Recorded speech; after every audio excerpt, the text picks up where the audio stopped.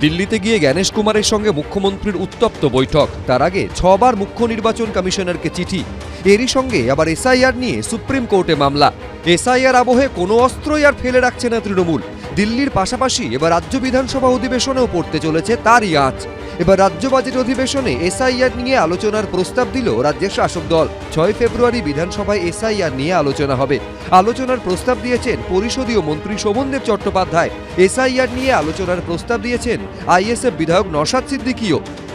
আমাদের দুটো রেজলিউশন এসে যে এসআইআর নিয়ে বিভিন্ন জায়গায় অনেক মানুষ মারা গেছেন, অনেক লোক আহত হয়েছেন এবং মানুষের মধ্যে এমন একটা বিদ্বেষ তৈরি হয়েছে এবং এমন একটা অশান্তিকর পরিবেশ সৃষ্টি করার চেষ্টা করা হচ্ছে এসআইআরের নাম করে, তাতে অনেকেই উদ্বিগ্ন এবং সেই নিয়ে দুটো আমাদের কাছে মোশন এসছে। একটা সরকার পক্ষ থেকে এসছেন যিনি শোভনদেব চট্টোপাধ্যায় দিয়েছেন, আর একটা নওশাদ সিদ্দিকী। যেহেতু সরকারি প্রস্তাব প্রেসিডেন্স পায় রুল অনুযায়ী, আমরা ওইটাই গ্রহণ করব। আলোচনা হবে, আমরা বলবো, অসুবিধা কি? এবং এসআইআর এত গুরুত্বপূর্ণ, 6 তারিখে মাত্র 1 ঘন্টা আলোচনা হবে। 30 মিনিট বিরোধী দলের, 30 মিনিট শাসক দলের। এত গুরুত্বপূর্ণ বিষয় বিধানসভাটা কি রেখেছে? বিধানসভাটা তো রাখেনি, তো দশকর্মা ভান্ডারে পরিণত। বিধানসভায় যখন এসআইআর নিয়ে আলোচনার প্রস্তুতি শুরু করে দিয়েছে তৃণমূল, তখন এই নিয়ে সোমবার সংসদেও সুর চড়িয়েছে তারা। লোকসভায় অমিত শাহর সামনে স্লোগান তুললেন কল্যাণ বন্দ্যোপাধ্যায়।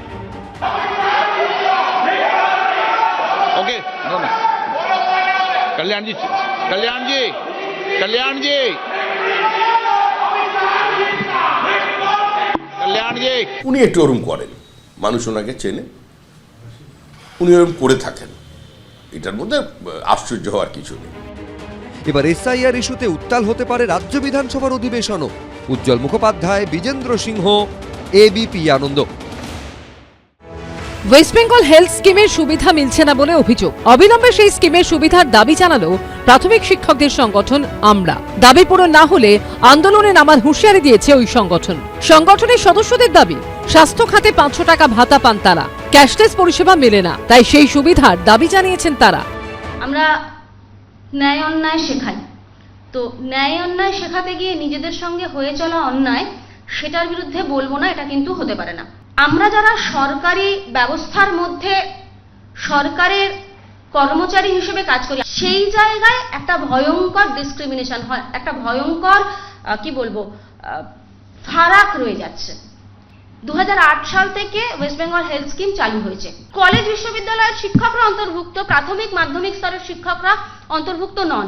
যে স্কিমটা সমস্ত রাজ্যবাসীর জন্য বিনা পয়সায় দেওয়া হয়, সেই স্কিমটার জন্য আমরা যদি নিতে চাই, আমাদের যে 500 টাকা মেডিকেল ভাতা আছে, সেই মেডিকেল ভাতাটা সরকারকে ফেরত দিয়ে দিতে হয়।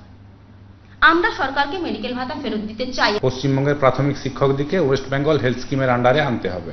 সরকারি কর্মচারী এবং কিছুদিন আমরা এই সরকারের আমলেই লক্ষ্য করেছি, বেশ কিছু সরকার পোষিত অংশের কর্মচারীদের 500 টাকা মেডিকেল ভাতা অথবা তার পরিবর্তে ওয়েস্ট বেঙ্গল হেলথ স্কিমের আওতায় তাদেরকে আনা হয়েছে।